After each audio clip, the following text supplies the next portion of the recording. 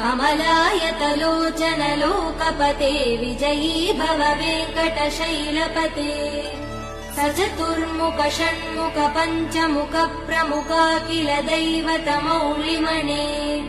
शरणागत वत्सल सारनिधे परिपालय मां वृषशैलपते अतिवेलतया तव दुर्विषहैरनुवेल कृते प्रपराध सदैः हरितं त्वरितं वृषशैलपते परया कृपया परिपाहि हरे